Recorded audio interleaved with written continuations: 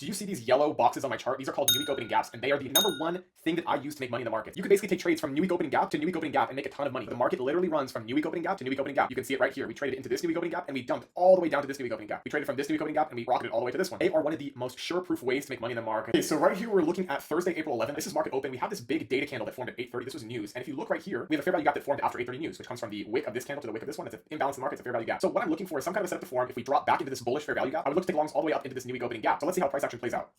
So now that we've entered into this fair value gap, you have two options. A, you could just take a long in here with your stop below this fair value gap and your take profits at the new week opening gap, or you can wait for another setup if you want more confirmation. But let's see what kind of a setup we get here. So right here is exactly what I would be looking for. This is an inverse fair value gap setup. If you draw a rectangle from this high to this low, you get a bearish TD rate or a bearish fair value gap that gets closed above. Right here, you could take a long. Your take profits would be this high right here, which is this internal high, and then your second take profits would be the new week opening gap. But let's see what happens. Boom. That's your first take profit. And boom, look at that. Straight into the new week opening gaps. These are a cheat code in the market. They act like a magnet. Price is drawn to them.